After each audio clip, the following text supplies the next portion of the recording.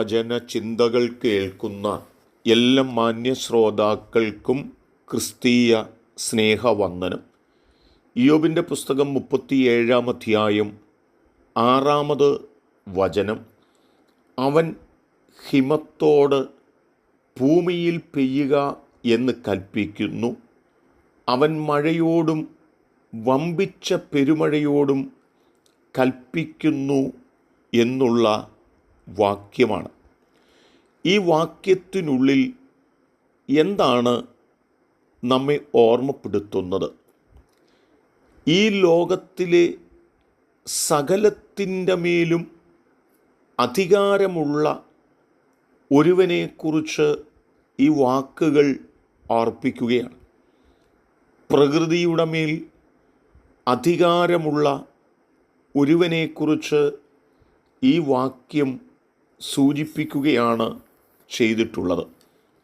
മർക്കോസിൻ്റെ സുവിശേഷം 4-ാം അധ്യായം 35 മുതലുള്ള വാക്യങ്ങൾ നാം കൃത്യമായി വായിച്ചു നോക്കുമ്പോൾ, പുരുഷാരത്തോട് സംസാരിച്ചു കൊണ്ടിരുന്ന യേശു സന്ധ്യയായപ്പോൾ ശിഷ്യന്മാരോട് അക്കരയ്ക്ക് പോകാമെന്ന് പറഞ്ഞ് അവർ ഒരുമിച്ച് പടകിൽ അക്കരയ്ക്ക് പോകുമ്പോൾ ശക്തമായിട്ടുള്ള ഒരു ചുഴലിക്കാറ്റിനെ അവർ അതിജീവിക്കേണ്ടതായ സാഹചര്യമുണ്ടായി എന്നുള്ളതാണ്. പകലന്തിയോളം സത്യസുവിശേഷത്തിൻ്റെ സാക്ഷിയായ കർത്താവായ യേശുക്രിസ്തു ആ പടകിനെ നിയന്ത്രിക്കാമെന്ന് പറയുമ്പോൾ തൻ്റെ ശരീരത്തിൻ്റെ ക്ഷീണാവസ്ഥ മനസ്സിലാക്കി ശിഷ്യന്മാർ യേശുവിനോട് ഉറങ്ങിക്കൊള്ളുവാൻ പറയുക നിമിത്തം അമരത്ത് തലവെച്ച് കിടന്ന് സുഖനിദ്രയിലായിരിക്കുന്ന യേശു കർത്താവിനെ ശിഷ്യന്മാർ വിളിച്ചുണർത്തി തന്നോട് ചോദിക്കുകയാണ്, ഞങ്ങൾ നശിച്ചു പോകുന്നതിൽ അങ്ങേക്ക് വിചാരമില്ലയോ എന്ന് ചോദിക്കുന്നതായ ചോദ്യമാണ്.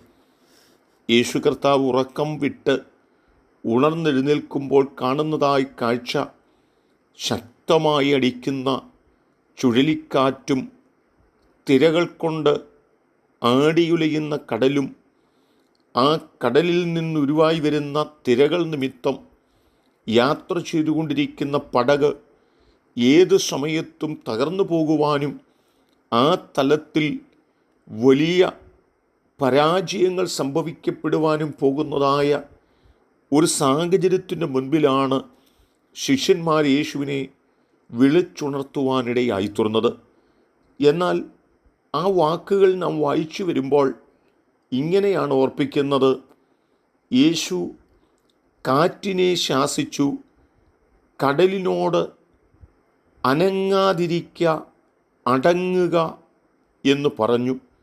കാറ്റ് അമർന്നു, വലിയ ശാന്തത ഉണ്ടായി എന്നും ആ വാക്യങ്ങൾ ഓർപ്പിക്കുകയാണ്.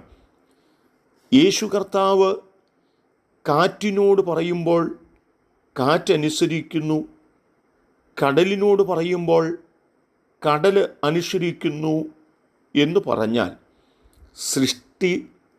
സൃഷ്ടിതാവ് എന്നീ നിലകളിൽ സൃഷ്ടിതാവ് സൃഷ്ടിയോട് പറയുമ്പോൾ അത് കേൾക്കുവാൻ അർഹതപ്പെട്ടതാണ് സൃഷ്ടി എന്നതുകൊണ്ട് സകലത്തിൻ്റെയും സൃഷ്ടിതാവെന്ന നിലയിൽ അത്യുന്നതനായ ദൈവത്തിൻ്റെ വാക്കുകളുടെ മേൽ ആ വാക്കുകളെ പൂർണ്ണമായി അനുസരിക്കുന്ന പ്രകൃതിയുടെ പ്രതിഭാസങ്ങളാണ് ഈ ഭൂമിയിൽ നമുക്ക് കാണുവാൻ കഴിയുന്നത്. എന്നെ കേൾക്കുന്ന പ്രിയപ്പെട്ടവരെ, സകലത്തിന്മേലും അധികാരമുള്ള ഒരുവനാണ് നാം സേവിക്കുന്ന, ഞാൻ പ്രസംഗിക്കുന്ന കർത്താവായ യേശു ക്രിസ്തുവെങ്കിൽ നിങ്ങളുടെ രോഗങ്ങളുടെ മേൽ, നിങ്ങളുടെ കുടുംബങ്ങളുടെ മേൽ, നിങ്ങളുടെ പ്രശ്നങ്ങളുടെ മേൽ ഒക്കെ അതിജീവിപ്പാൻ കഴിവുള്ള ദൈവമാണ് നമ്മുടെ ദൈവമെന്ന് വിശ്വസിച്ചുകൊണ്ട് ആ ദൈവത്തിൽ വിശ്വാസമുറപ്പിച്ച് മുന്നേറാം. അതിന് ദൈവം നിങ്ങൾക്ക് കൃപ നൽകട്ടെ. കരുണയുള്ള ദൈവമേ, സകലത്തിന്മേലും അധികാരമുള്ള ദൈവം, ഞങ്ങളുടെ അധികാരി എന്നോർത്ത് അങ്ങയുടെ കീഴിൽ നിൽപ്പാനായിട്ട് ഞങ്ങളെ പ്രാപ്തരാക്കണം. കൃപയിൽ ഞങ്ങളെ കാക്കണം. യേശു കർത്താവിൻ നാമത്തിൽ തന്നെ ആമേൻ.